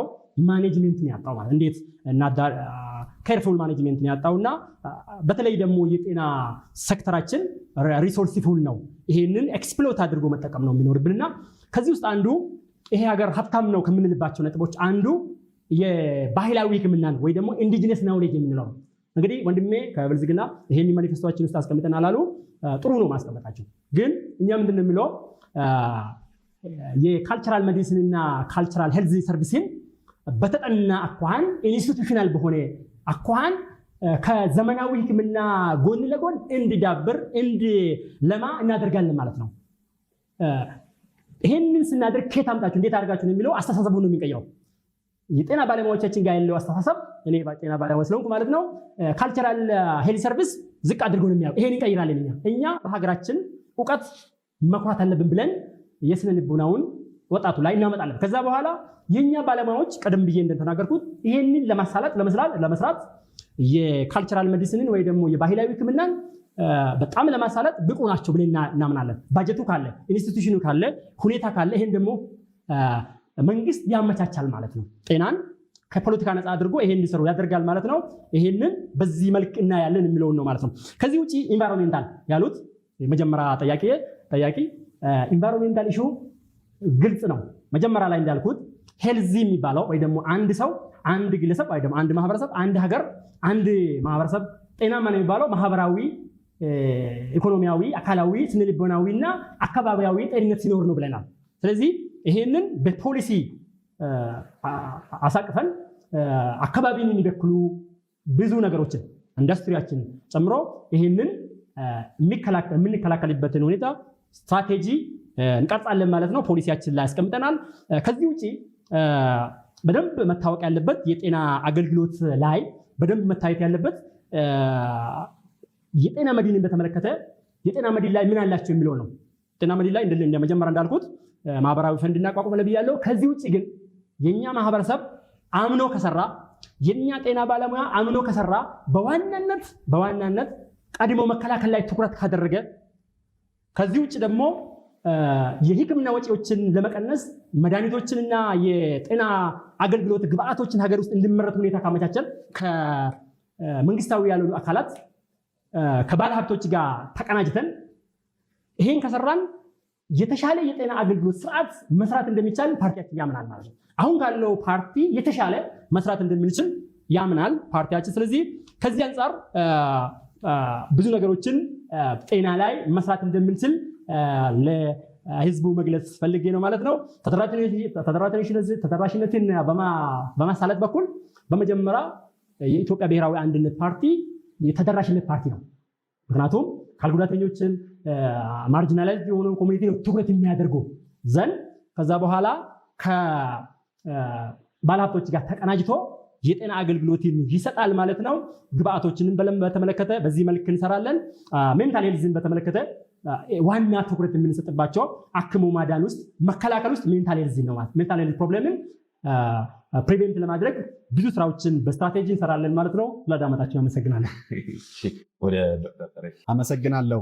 ብልጽግና ፓርቲ በመደመር እሳቤ የቀረጸው የተሻሻለው የጤና ፖሊሲ አገር የሚሸት ነው። ፖሊሲው አገራዊ እውቀትን ዓለም አቀፍ ተሞክሮን ጨምሮ እየሰራ ያለ ፓርቲ ነው። ከሌላ ሀገር የተቀዳ ወይም ደግሞ በእውር ድንብር ይሄ እናደርጋለን ያን እናደርጋለን ተብሎ ከተለያየ ቦታ የተጠረቃቀመ እንዳልሆነና ግልጽ ፖሊሲ ባለፉት ዓመታት ሰርተን ውጤት ያመጣን ነው። በዚህ ውስጥ ቀደም ብሎ ከቤት የተነሱት አብዛኛዎቹ ጉዳዮች ተቀምጧል። ጥያቄዎቹን እየሰራንባቸው ያለናቸው አሉ። በቀጣይነት ደግሞ በህዝባችን ይሁንታ ስንመረጥ የበለጠ ውጤት የምናመጣበት እንደሆነ ቀድሜ መናገር እፈልጋለሁ። ከማህበራዊ ዋስትና በተለይ ከሰላም ጋር ተያይዞ የተነሱ ጥያቄዎች አሉ። እኛም እንደ ጤና እንደ መንግስትም ጤናና ሰላም የአንድ ሳንቲም ሁለት ገጽታ ናቸው ብለን የምንወስደው። ሰላም ሲኖር ጤናው ይጠበቃል። ጤና ደግሞ ለሰላም በራሱ ግብአት እንደሚሆን ግልጽ ነው። እንደኛ ፍልስፍና ጤና ለብልጽግናችን ግብም ግብአትም እንደሆነ ወስደን ነው የምንሰራው። ብልጽግና ፓርቲ ሰላምን ለማምጣት በርካታ ጥረቶችን ያደረገና ረጅም ርቀት የወደ ፓርቲ እንደሆነ ይታወቃል። ሰላምን የሚያደፈርሱ አካላትም ካሉ በሰላም ወደ ድርድር እንዲመጡ ጥረት እያደረገ ነው ያለው። እንዳለመታደል ሆኖ ተፎካካሪ ፓርቲዎች በዚህ ላይ አንድም ትንፍሽ ያሉት ነገር የለም። በራሱ ፕሮግራም ሊታይ ይችላል። አወያዮች እንደገለጹት ግን ሰላምን የሚያደፈርሱ አካላትን ፊት ለፊት ቆሞ መጋፈጥ የማይችሉና የማይናገሩ መሆኑን የተለየ ጥርጣሬ ውስጥ የሚያስገባንና እንደውም ለሰላም መደፍረሱ አንዳንድ ተፎካካሪ ፓርቲዎች ምክንያት እንደሚሆኑ ማሳያ ነው ብዬ ነው የምወስደው። ከዛ ውጭ ግን እንደ ብልጽግና ፓርቲ በግጭት የተጎዱ አካባቢዎችን መልሰን በአብዛኛው አቋቁመናል። እኛም እንደ መንግስት ወርደን ባየናቸው ጤና ጣቢያዎች፣ ሆስፒታሎች መልሰን እኮ ገንብተናል። ግብአት እንዲኖራቸው አድርገናል። ጤና ባለሙያዎች መልሰን አስገብተናል። እንዲህ ተመልሶ እንዲያገገሙ ለማድረግ ሰፊ መንገዶችን ሂደናል። ይህን ደግሞ እናጠናክራለን። አሁን ደግሞ በተፈጠረው አንጻራዊ ሰላም በሚቀጥሉት 5 ዓመታት የተሻለ ስርዓት እንደምንገነባ ከህዝባችን ጋር እየሰራ ነው። አሁንም ከህዝባችን ጋር የበለጠ ሰላም በማረጋገጥ እንሄዳለን። አነስተኛ ገቢ ያላቸውን በአጠቃላይ የምናይበት አቋማችን ከማህበራዊ አካታችነት ጋር ተያይዞ ለጤና ከፍተኛ ትኩረት እንሰጣለን። በጥቅሉ ለሴቶች ቅድሚያ እንሰጣለን። ለአካል ጉዳተኞች፣ በተለያዩ ሁኔታዎች ወደኋላ የቀሩት ዝቅተኛ ገቢ ያላቸው አካል ጉዳተኞች፣ ለአገር ባለውለታ የሆኑትን አረጋውያንን ቅድሚያ ሰጥቶ ብልጽግና ፓርቲ ይሰራል። አካታችነት ስሬታችን ነው። አካታች ባንሆን ኖሮ በህዝብ ድምፅ የወደቁትን ፓርቲዎችን ካቢኔ ውስጥ ባላስገባን ነበር። እንዲህ አይነት ዲሞክራሲያዊ ባህልን ባልገነባን ነበር። አካታችነት ስሬታችን ስለሆነ ወደኋላ የቀሩትን በተለይ ዝቅተኛ ገቢ ላላቸው ከፍተኛ ትኩረት ይሰጣል። ይሄ ደግሞ ለተወሰነ ጊዜ መልሰን የምንተው ወይም ደግሞ ችግሩን ለማስተንፈስ ብቻም ሳይሆን ዘላቂ መፍትሄን ጭምር የምናመጣ ማህበረሰባችን ውስጥ ያለውን የመደጋገፍ ባህልን በመጠቀም ጤና መድኑ በዚህ ላይ የቆመ ስለሆነ የምናጠናክር ይሆናል። ጤና መድን ጋር ደጋግሞ የተነሱት ክፍተቶች ይኖራሉ። በአብዛኛው እነዚህ ክፍተቶች የሚመነጩት ግብአቶችን በአግባቡ ካለማቅረብ የተነሳ ነው። ለዚህ ትልቁ መፍትሄው ሀገር ውስጥ እናመርታለን ያለውን አሁን 44% የደረስነውን ከዚህ በላይ መሄድ ነው። በርካታ ጥረቶች ተደርጓል። ግን ሁላችሁም እንደምታውቁት ማህበረሰባችን እንደሚታወቀው የቲቢ መድኃኒት፣ የኤችአይቪ መድኃኒት፣ የክትባት መድኃኒት፣ የእናቶችና ጤና መድኃኒቶች ተቋርጠው አያውቁም። ከ95% በላይ እያቀረበ እንገኛለን። በዚህ ላይ የእናቶችን እና የህፃናትን ጤና ሙሉ በሙሉ ነፃ እየሰጠን ያለ ነው። እናት እኮ በጤና ተቋም ስትወልድ ውጭ ላይ ግል ላይ በርካታ ገንዘብ የሚያስከፍሉ በነፃ ነው እየወለደች ያለችው። ይህንን መንግስት ነው የተሸከመው በፓርቲው አቅጣጫ። ይህንን ስታመሰግኑ አልሰማንም። ይሄ ነው ትልቁ ለእኔ የሴቶች እኩልነት አየር ላይ የሚወራ ሳይሆን በነፃ አገልግሎት እንዲያገኙ ማድረግ ነው። ይህን እያደረግን ነው። ለምንድን ነው ይሄ መልካም ነገር? በርቱ፣ ተጨማሪ ሀብት እናሰባስብ፣ እንደ ግፍ ለምንድን ነው የማይባለው? ይህንን በሚቀጥሉት ጊዜያትም የምንቀጥል ይሆናል። ከ20 ቢሊዮን ብር በላይ በአንድ ዓመት በጤና መድን እየተሰበሰበ ነው ያለው። ተመልሶ ይሄ ጤና አገልግሎቱን ጥረት ለማሻሻል የምንጠቀም ይሆናል። የውጭ እርዳታ ቆሟል። ኢትዮጵያ የምታልመው ከውጭ እርዳታ የተላቀቀ በራሳችን አቅም ከማህበረሰባችን በምናገኘው አቅም የራሳችንን ወጪ እንሸፍናለን ብለን እየሰራን ያለ ነው። መንግስት የግልና የመንግስታዊ ተቋማትን አብሮ አቅናቸው መስራት ላይ ይጀምረዋል። ፕራይቬት ፐብሊክ ፓርትነርሽፕ የምንለው ይሄንን የምናጠናክር ይሆናል። በዚህ ላይ ከፕራይቬቱ ጋር ተያይዘው ምንም በተፎካካሪ ፓርቲ የተነሳ የለም። ማኒፌስቶ ስም አላስቀመጡም። እንደ ብልጽግና ፓርቲ የጀመርናቸው ፕራይቬት ፐብሊክ ፓርትነርሽፖች አሉ። ተቋማትን እያስፋፋን ነው። 16000 ጤና ኬላ አለን። 450 በላይ ሆስፒታሎች አሉን። እንዲሁም ደግሞ 400,000 የሚሆኑ ጤና ጣቢያዎች አሉ። እነዚህ እናጠናክራለን። የኦክሲጂን ግብአት የላቦራቶሪ አቅማችንን ከፍ እያደረግን እንገኛለን። በመጨረሻም ጤና ባለሙያዎችን አስመልክቶ 500,000 የሚሆኑ ጤና ባለሙያዎችና ሰራተኞች አሉ። የምታደርጉትን ጥረት ፓርቲያችን ይገነዘባል። ከራሳችሁ ከቤተሰባችሁ ችግር ያለፈ ለህዝባችሁ እየሰራችሁ ነው። እጅግ የምናመሰግን ይሆናል። ወደ ገጠር ሄዳችሁ እንድታገለግሉ ስፔሻሊስቶች ድጋፍ እናደርጋለን። ቅርብ ከ160 ቢሊዮን ብር ወጪ በማድረግ መንግስት ድጎማ አድርጓል። ደሞዝ ጨምሯል። አቅም በፈቀደ ይህንን የምንቀጥል ይሆናል። ዲዩቲ ቤት እንዲያገኙ ማድረግ እንዲሁም ደግሞ በፕራይቬት ዊንግም እንዲሰሩ እናደርጋለን። እንቀጥላለን። እናመሰግናለሁ። መልካም እናመሰግናለን። የሰላም አምባሳደር ሲሳይ ደጉ እድሉ ስለተሰጠኝ በድጋሚ አመሰግናለሁ። ለፓርቲው ለብልጽግና ፓርቲ የወከላቸው አካል አሁንም በድጋሚ የማስፈራራት ነገርን ከፖሊሲያቸው ወጣ ያለ ነገርን እያራመዱ መሆኑ የኢትዮጵያ ሕዝብ እንዲሰማ ፓርቲውም እንዲያዳምጥ ያዳመጣችሁት ስለሆነ በግልጽ ሰላማዊ ትግል በሀገራችን የመድብለ ፓርቲ ስርዓት እንዲመጣ ሰላማዊ ትግል ነው። ብንፈልገው ልብሳችንን አውልቀን ጫካ እንገባ ነበር። እኛ የፈለግነው ሰላማዊ ትግል ነው። ሰላማዊ ትግል አራማጆች ነን። ባላስፈላጊ መንገድ የተሰለፉትን ተሰልፈንም የምንሰራ ፓርቲዎችም አይደለንም። የሀገሪቷ ህግ በሚፈቅደው መልኩ ነው እየተንቀሳቀስን ያለ ነው። አባቴ ለጠየቁት ጥያቄ ሰላማዊ ሀገር ሰላማዊ ሁኔታዎች በሌሉበት ይህን የሕክምና ጉዳይ እንዴት ሊተገበር ይችላል? ስጋታችን ነው። አሁንም እኔ ባለሙያ ነኝ። በዚህ የባለሙያነት ሂደት ረዥም ዓመት አስቆጥሬያለሁ ብለዋል። ክብር ይስጥልን ሀገራችንና ህዝባችንን በማገልገሎት አንደኛ በሰላሙ ችግር ብልጽግና ሳይፈልገውና ተገዶ የገባበት እንዲሁም ደግሞ ፈልጎ የገባባቸው ሀገር ውስጥ ያሉ ቀውሶች ስንት አካለ ስንኩላን ይዘናል። ስንት አካል የተጎዳ ኢትዮጵያዊ በትግራይ፣ በአማራ፣ በኦሮሚያ ስንት ጥቃት የደረሰባቸው ዜጎች አካል ጉዳተኛ ሆነዋል። ለኢትዮጵያ ህዝብ እናገረዋለሁ። ይሄን ለማንም አይደለም። መላው የኢትዮጵያ ህዝብ በእውነት ላይ ቆመ ማን እንደሚጠቅመ አውቀ ከዚህ በኋላ ካርድህን ተጠቅመ ወደፊት ማምጣት የሚገባህን እወቃቸው። አካል ጉዳተኞች፣ የጤና ችግር ያለባቸው የተለያየ ችግሮች በየአካባቢያችን መድኃኒት ሊደርስ አልቻለም። አንድ ኢትዮጵያ ዲሞክራሲ ፓርቲ በየአካባቢ ያሉትን ቀውሶች በምክክር በመነጋገር በናሽናል ዲያሎግ በተለይ ፓርቲያችን ናሽናል ዲያሎጉ ገለልተኛ ናሽናል ዲያሎግ በህዝብ የተመረጡ አካሎች ዲያሎጉን እንዲያካሄዱት የየአካባቢው ሮሮ እንዲሰማ ተሰምቶ የሀገሪቷ ችግር ተፈቶ በየአካባቢው ያለን ኪሳራ እንዲቆም ማድረግ አለበት። ብልጽግና ፓርቲ የጤና ጉዳዮችን ሲያወራ ሲዘረዝር በፖሊሲ ደረጃ አርገናል ሲል ካከሰረን ኪሳራ የተነሳስ ማን ይውቀሱ? ይህንን ፓርቲ ምን ያህል ነው የከሰርነው? ብዙ እኮ ጤና ጣቢያዎች ፈርሰዋል። አሉ የሚባሉ ሆስፒታሎች በትግራይ ክልል፣ በአማራ ክልል፣ በኦሮሚያ ከፍተኛ ጥቃት ደርሶባቸዋል።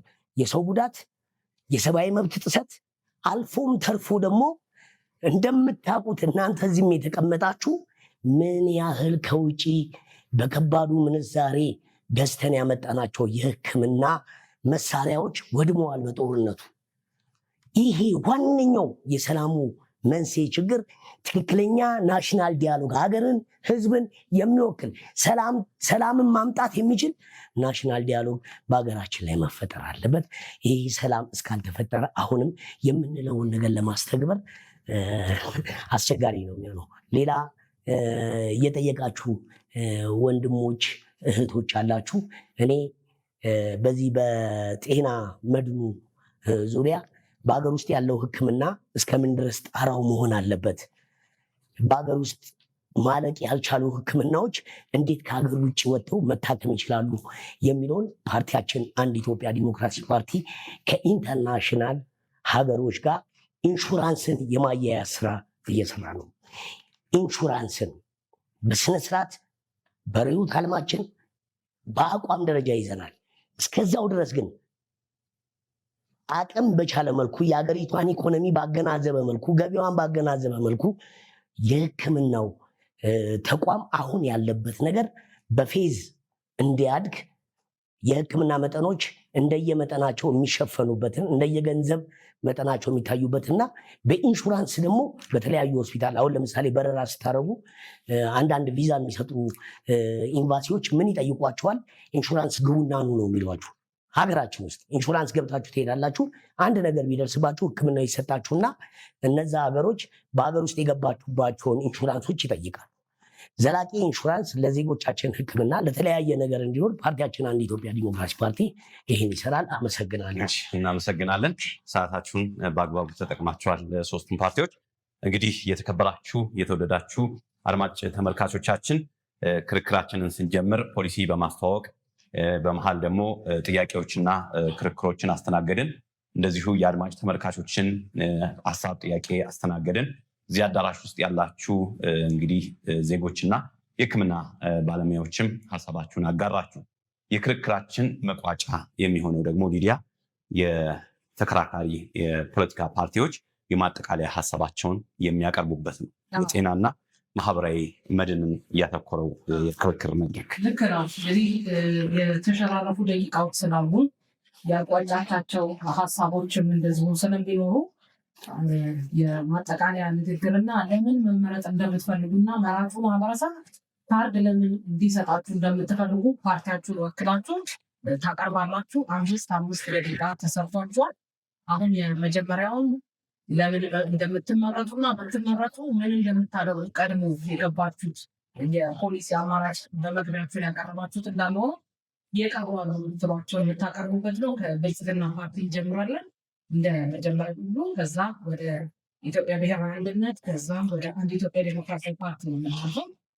አድማጮች ወይም ተመልካቾቻችንም ካርድ ያልወሰዱ ካርድም ወስደው ከክርክሩ ግንዛቤ ወስደው የሚፈልጉትን ፓርቲ ደግሞ መምረጥ ይችላሉ። ስለዚህ ወደ 15 ደቂቃ ነው የተሰጠው።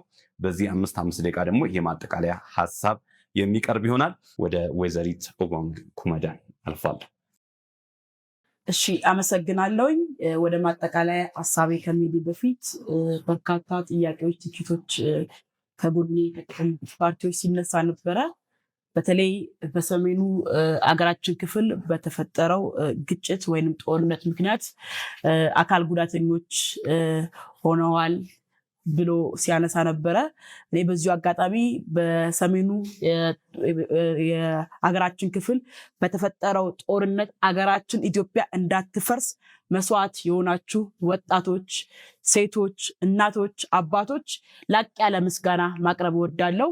ምክንያቱም አገርን ለማፍረስ የሚመጣን አካል አገርን ከመጠበቅ ባሻገር ለአገር መስዋዕት መሆን በጣም መታደል ነው።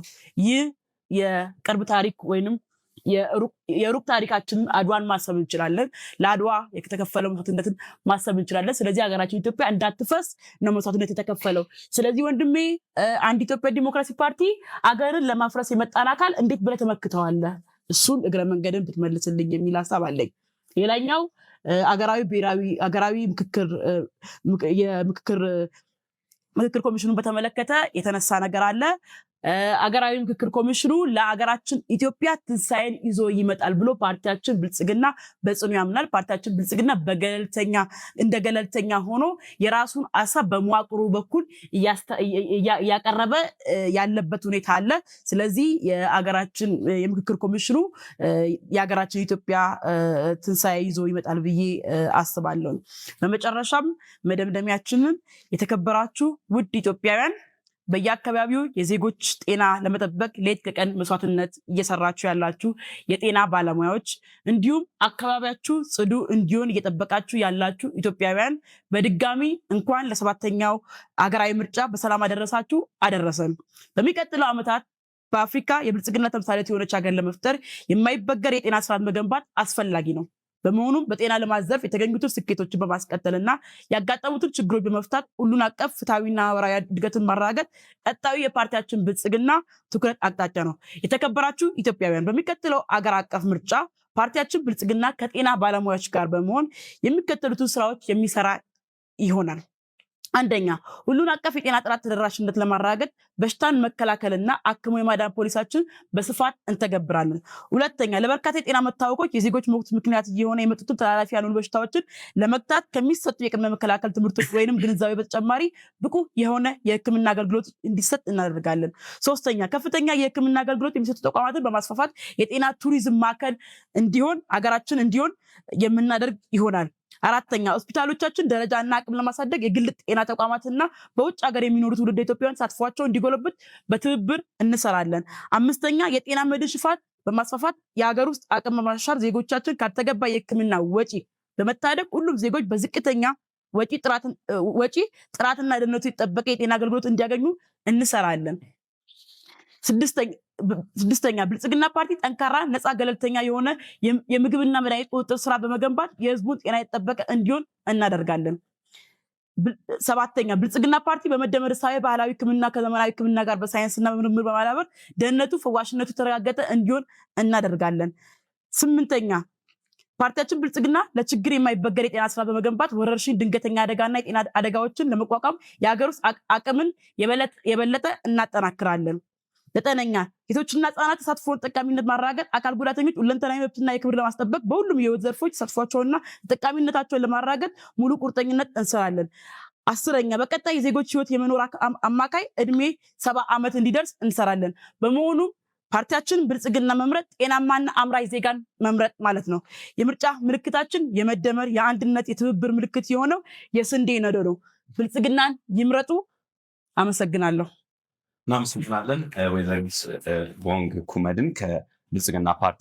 ወደ አቶ ጌታቸው በየነ እንሄዳለን። የኢትዮጵያ ብሔራዊ አንድነት ፓርቲ። እናመሰግናለን። 2 ደቂቃ ተጠቅሜ ለኢቴ ቢሰጣለሁ። በመጀመሪያ የኢትዮጵያ ወይ የጤና ባለሙያዎቻችን ለህዝባችን ማስተላለፍ የሚፈልገው የኢትዮጵያ ብሔራዊ አንድነት ፓርቲ ምርጫ ምልክቱ ልብ ነው። የልብ ምልክትን ምረጡ እንላለን።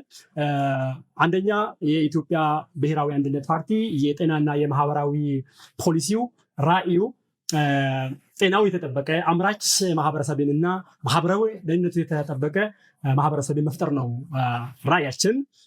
እንግዲህ 2 ክፍተቶች አሉ ብለናል። አሁን ስልጣን ላይ ያለው ፓርቲ ክፍተቶቹ አንደኛ የፖሊሲ ክፍተት ነው ብለናል። ሁለተኛ አፈጻጸም ክፍተት ነው ብለናል። የፖሊሲ ክፍተቶችን አሳይተናል። ቀጥሎ 2 ዋና ነገሮች አሉት የአፈጻጸም ክፍተቱ። አንደኛው የመልካም አስተዳደር ችግር ነው። የጤና ሴክተሩ የመልካም አስተዳደር ችግር አንዱ የአፈጻጸም ችግርና እኛ ወደ ስልጣን ስንመጣ ምንፈታው ነው። ሌላው ወንድሜ ከቤት ውስጥም እንዳነሳው የሰላም ጉዳይ ከዚህ ጋር የተከበሩ ዶክተር ደረጀም እንደጠየቁት የሰላም ጉዳይን በተመለከተ አንዱ የብልጽግና ፓርቲ ያላለፈው ፈተና ነው ማለት የሰላም ጉዳይና እኛ ግን እንደ ኢትዮጵያ ብሔራዊ ፓርቲ ምንለው ለመንግስትም ነፍጥ አንግቦ የተንቀሳቀሱ ያሉትን ወንድሞቻችን ሰላም ይበጃል፣ ከጦርነት ምንም አይተረፍም ምን መልእክት አለ ማለት ነው። ከኢትዮጵያ ህዝብ እንሰማ ወንድሞቻችን እንዲሰሙ ይሄን መልእክታችን የምናስተላልፈው። ከዚህ ውጪ ሶሻል ዲሞክራሲን የኢትዮጵያ ሶሻል ዲሞክራሲን ማህበራዊ ፍትህንና የጤና አገልግሎትን ለማሳለጥ እንጠቀማለን ስንል እንዲሁ ቀርተን አይደለም። ይሄ የኢትዮጵያ ህዝብ እንዲገነዘብ እንፈልጋለን። የኢትዮጵያ ሶሻል ዲሞክራሲ ነው የምንለው ሀገር በቀል እውቀታችንን ጨምረንበት ያሉንን የዳበረ እውቀታችንን ኪሎታችንን ጨምረንበት የህዝባችንን ኪሎ ጨምረን የኢትዮጵያን ሶሻል ዲሞክራሲ ለማህበራዊ ፍትህና ለጤና አገልግሎት እንጠቀማለን። የቀረውን እየተጠቀማለች። አመሰግናለሁ። እሺ፣ ወይዘሮ ትዕግስት አሰፋ የኢትዮጵያ ብሔራዊ አንድነት ፓርቲ ተወካይ፣ የቀሩትን ደቂቃዎች ደግሞ የማጠቃለያ ሀሳብ በማቅረብ እንደዚሁ የፓርቲውን አቋም በመግለጽ ውይይታቸው ወይም ክርክራቸውን ያጠናቅቃሉ። ስለዚህ ወይዘሮ ትዕግስትን እንጋብዛለን። እሺ በድጋሚ አመሰግናለሁ የዕድል ስለተሰጠኝ። ውድ የኢትዮጵያ ዜጎች ማጠቃለያችንን አቅርባለሁ። ማህበራዊ ዋስትናን በተመለከተ ያው ከጤና ጋር የተያያዘ ስለሆነ እኛ መንግስት ለመሆን እድሉን ብናገኝ ለዜጎች በሚሰጠው የገቢ ድጋፍ ፕሮግራም መሰረት ሰዎች ጡረታ ሲወጡ፣ አካል ጉዳተኛ ሲሆኑ ወይም የቤተሰብ አባላት ሲሞት ከድህነት ኑሮ እንዲወጡና እራሳቸውን ችለው የሚኖሩበትን መፍትሄ እናዘጋጃለን። ዋና ዓላማዎቻችን አረጋውያንን ጡረታ ሲወጡ መሰረታዊ ገቢ እንዲያገኙ፣ አካል ጉዳተኞች እንዳይራቡ በመደገፍ፣ መሪ የቤተሰብ አባል ሲሞት ለሚተርፉ ወይም ለቀሪ ልጆች እና አጋር ጥቅማ ጥቅም በመስጠት ዜጎቻችንን በታማኝነት እናገለግላለን ብለን እናምናለን። ማህበራዊ ዋስትና በዓለም ላይ ከድህነት ቀንሶ ከሚገኙ ስኬታማ ፕሮግራሞች አንዱ ስለሆነ ለአረጋውያን መሰረታዊ የገቢ ዋስትና በመስጠት በሽታ፣ ረሃብንና ቤት አልባነትን በመከላከል ዜጎቻችን እናገለግላለን ብለን እናምናለን።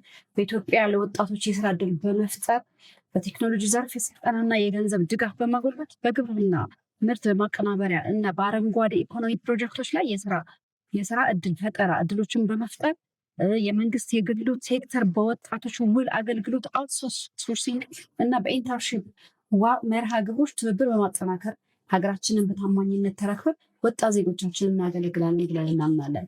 እኛ የኢትዮጵያ ብሔራዊ አንድነት ፓርቲ አገልጋዮች የጤና ልማትን በተመለከተ ጤና ማለት አካላዊ፣ አእምሯዊ እና ማህበራዊ ደህንነትን ያጠቃልላል። ጤና ልማት ደግሞ የጤና አገልግሎት ተደራሽነትን ማሻሻል፣ የበሽታ መከላከል፣ ንጹህ አካባቢ ማረጋገጥና ማህበረሰቡ ጤናማ ህይወት እንዲመራ መደገፍ ግድ ስለሆነ ቀዳሚ የጤና ጠቋሚዎችን የህፃናትን ሞት፣ የእናቶችን ሞት በመቀነስ የተመጣጠነ ምግብ እጥረት፣ ተላላፊ በሽታዎች፣ ማላሪያ፣ HIV፣ ቲቪ፣ የጤና ኢንቨስትመንት ሆስፒታሎችን፣ ጤና ጣቢያዎችን፣ ክትባት፣ የንጽህና ትምህርትን፣ ለህክምና ባለሙያዎች ስልጠና በመስጠት ተግዳሮቶችን በመቀነስ የጤና አገልግሎትን እጥረትን በገጠር የገንዘብ እጥረትን በመቀነስ ለዜጎቻችን በታማኝነት እንሰራለን ብለን እናምናለን። ጤና ልማት ማህበራዊና ኢኮኖሚያዊ እድገት ለማረጋገጥ መሰረት ስለሆነ ማህበራዊ ጉዳይ ማህበረሰብ በአጠቃላይ የሚነኩ ጉዳዮችን ያመለክታል። እንደ ድህነት፣ ትምህርት እጦት፣ የስራ ዕድል እጥረት፣ ጾታዊ እኩልነት፣ የአካል ጉዳተኞች ችግር፣ የህፃናት መብትና የማህበረሰብ ድጋፍ ስርዓት ዋና ራዕዮቻችን ናቸው። ስለዚህም ማህበራዊ ጉዳይ መፍትሄዎች ድህነትን ለማስወገድ የስራ ዕድል ፈጠራ፣ ሁሉን ዓለም አቀፍ ትምህርት፣ ማህበራዊ መድህንነት፣ ለተቸገሩ ክፍሎች ድጋፍ፣ ጤናና ማህበራዊ ጉዳይ ትስስር፣ ድህነትን፣ ለበሽተኛ ተገላጭነትን ለመታደግ ፓርቲያችን አፋጥንክሮ ይሰራል። በአጠቃላይ ጤና ልማትና ማህበራዊ ጉዳይ እርስ በርስ የተያዙ ስለሆኑ ጤናማ ማህበረሰብ ለማግኘት ማህበራዊ ፍትህን፣ ኢኮኖሚያዊ ድልና ሁሉን አቀፍ የጤና አገልግሎት ማረጋገጥ ይገባል። ስለዚህም ኢብአፓን ምረጡ። ከሀገራችን ጋር አብረን እንሰራለን፣ ከህዝባችን ጋር አብረን እንሰራለን። ኢትዮጵያ ብሔራዊ አንድነትን ብትመርጡ እኛ መንግስት ብንሆን የገባነውን የኢትዮጵያ አንድነት ፓርቲ የማጠቃለያ ሀሳባቸውን አቅርበው የክርክር መድረካችንንም ዛሬ በጤናና ማህበራዊ ድህነት ፖሊሲ ላይ ያተኮረውን የክርክር መድረክ የምናጠናቅቀው የክብር አምባሳደር ሲሳይ ደጉ አንድ ኢትዮጵያ ዲሞክራሲያዊ ፓርቲ የማጠቃለያ ሀሳባቸውን በ5 ደቂቃ ውስጥ ያቀርባሉ። እሺ፣ ድሉ ስለተሰጠኝ አመሰግናለሁ። ፓርቲያችን አንድ ኢትዮጵያ ዲሞክራሲ ፓርቲ ሶሻል ዲሞክራሲን የሚያራምድ ምልክቱ ደግሞ ዘንባባ ነው። መላው የኢትዮጵያ ሶሻል ዲሞክራሲ ዋነኛው ከስራዎቹ አንዱ ጤና ነው። ስለዚህ ዛሬ ላይ ባደረግነው የጤና ውይይታችን ላይ የተለያዩ ነገሮች አስቀምጠናል። ቅድም ግን ጊዜም ስላላገኘው ያልገለጽኳቸው በተለይ ሀገር በቀል ሕክምናዎች ላይ በተመለከተ እያቀረቡ ለሽያጭ የተለያየ ነገሮች ሲውሉ እያየን ነው። እነዚህ ምንድነው ዶዛቸው ከፍ ያለ ሆኖ ማህበረሰባችንን እንዳይጎዳን እነዚህን ከማቅረብ አንጻር ልዩ የሆነ ጣቢያ የሚቋቋምበትና ነገሮቻቸው ተፈትሾ ወደ ህዝብ የሚደርስበትን ነገር ፓርቲያችን በርዕዮተ ዓለሙ ላይ ይዟል። ይህንም የማስፈጸም ስራ ይሰራል። ሌላ ከሰላም አምባሳደርነቱ አንጻር የተለያየ ነገርን መግለጽ አልቻሉም፣ አልተናገሩም። ስለ ሰላም ብለውኛል ዶክተር። ባይዘወይ አንድ ኢትዮጵያ ዲሞክራሲ ፓርቲን ሀሳብ አመንጭና ፓርቲውን መስራች በአገሪቱ ባለው ህግ በሰላማዊ መንገድ መታገልን አምኜ ይሄ ፓርቲ አሁን ያለበት ደረጃ ላይ ደርሶ ሰላማዊ ትግል ነው እያደረግን ያለ ነው። ይሄ ሰላማዊ ትግል ደግሞ እንዲቀጥል የሀሳብ መዘጋት በሌለበት መልኩ ያው የእርሶንም የፓርቲውንም ፊት ሳይሆን የህዝቤን ፊት በማየት ሀሳቤን በመሸጥ ህዝቤ የተሻለ እንዲሆን እንደ ፓርቲ ሀሳቤን እሸጣለሁ። ከዛ ውጭ ግን ከሰላም አምባሳደርነት ባሻገር አንድ ኢትዮጵያ ዲሞክራሲ ፓርቲ ለሰላም በጣም ይሰራል። ለምሳሌ ብዙ ፓርቲዎች ናሽናል ዳያሎጉን ይሳተፋሉ። እኛ ናሽናል ዳያሎጉን እንሳተፋለን። ናሽናል ዳያሎግ ውስጥ ግን ገባን ማለት የተሳሳቱ የናሽናል ዲያሎግን ሀሳቦችና መንገዶች አንተችም ማለት አይደለም።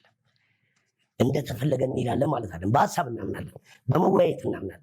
ግልጽ የሆኑ ውይይቶች እንዲህ ሲቀርቡና ሲሸጡ ለህዝባችን ጥሩ ነው። በቴስት ላይ የትኛውም መጥፎ ቦታ አንገኝም።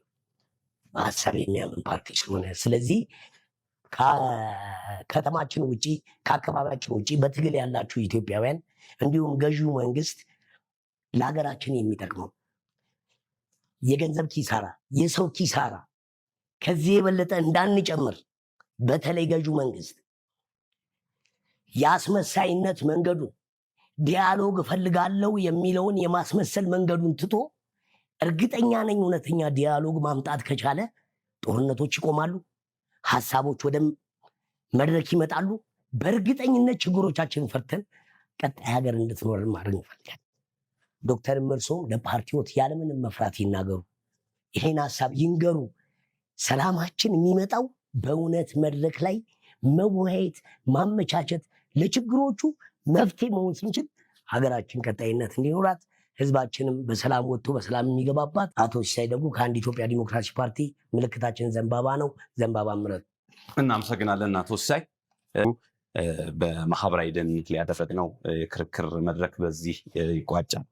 እዚህ ጋር አንድ ማሳሰቢያ ያለ እንግዲህ ለአንድ ኢትዮጵያ ዲሞክራሲያዊ ፓርቲ ለአቶ ሲሳይ በመግቢያችን ላይ የክርክሩን ሀሳብ ወይም መመሪያ ሳቀርብ ተከራካሪዎች በሀሳብ ላይ እንጂ በግለሰብ ላይ ማተኮር የለባቸውም ብለናል። ቀደም ሲል ከብልጽግና ፓርቲ በኩል ፓርቲዎች ላይ ያተኮረ ነው፣ ግለሰባዊ ነገር ስላልነበረ ማቋረጥ ይቻላል። እሱን አላቋረጥኩትም። ነገር ግን ግለሰባዊ ያደርገው ሲሰጡት ለነበረው መልስ ይቆርጣል። እዚሁ ጋር እንዲያውቁት የመጨረሻ ለምን መመረጥ እንደፈለጋችሁ አቅርቡ በተባለበት ሰዓት ላይ ከዶክተር ደረጀ ጋር ግለሰባዊ ሆኑ እንደሚሰሩ ስለነበሩ እነሱ የክርክሩ መርህ ስለማይፈቅድ እዚህ ጋር ማሳሰቢያውን ይቀበላሉ ብለን እናስባለን፣ እናምናለን። እናመሰግናለን። ተመልካች አድማጮቻችን የመጀመሪያው ምድብ ላይ በማህበራዊ ደህንነትና በጤና ፖሊሲ ላይ ያተኮረው የክርክር መድረካችን 120 ደቂቃ ያህል በስቷል። በአራት ክፍለ ጊዜ ተከፋፍሏል። የፖሊሲ ሀሳብ አማራጮቻቸውን ብልጽግና ፓርቲ፣ አንድ ኢትዮጵያ ዲሞክራሲያዊ ፓርቲና የኢትዮጵያ ብሔራዊ አንድነት ፓርቲ ያቀርበዋል። ይህንን ሀሳብ ይዛችሁ በክርክር መድረኩ ላይ የተነሱ አማራጭ ሀሳቦችን ደግሞ ገዝታችሁ ልክ እንደ ባለፈው ምርጫ ሁሉ ምርጫ በሀሳብ ምርጫ ብለን እኛም ይህንን ምርጫ ሰባተኛው ጠቅላላ ምርጫ ማለት ነው ሰላማዊና ዲሞክራሲያዊ ሊሆን እየሰራን እንዳለነው ሁሉ መራጩ ዜጋም በተራዘመው የጊዜ ቀነ ገደብ የምርጫ ካርዱን እንዲወስድ በምርጫ ዕለትም ደግሞ ወጥቶ ሀሳቡን ብቻ ከመቀበል ይልቅ መርጠዋለሁና በቀጣይ ደግሞ መንበረ ስልጣን ብዙ ሊመራኝ ይገባል ለምትሉ ፓርቲ ድምፃችሁን እንድትሰጡ እናስታውሳለን። በቀሪዎቹ የክርክር መድረኮችም እነዚህን ሀሳቦች እናስተላልፋለን። በኢትዮጵያ በመምረጥና መመረጥ መብትነት ብቻ ሳይሆን በግዴታነት ደግሞ ይዛችሁ የምትፈልጉትን ኃይል ወደ ስልጣን እንድታመጡ የእናንተ ስራ ነውና ይህን የክርክር መድረክ የጠራ ሀሳብ ይዛችሁ ወደ ምርጫ ጣቢያዎች እንዲሄዱ ያስችላል። ሱራፌል የክርክር መድረክ በዚህ ብዙ ስንቋጭ እዚህ ጥሪያችንን አክብራችሁ ካላችሁ ሰዓት ላይና ከዚህ ከምርጫ ተሳትፎ ደግሞ ትግሉ ላይ ቀንሳችሁ ስለተገኛችሁ እናመሰግናለን።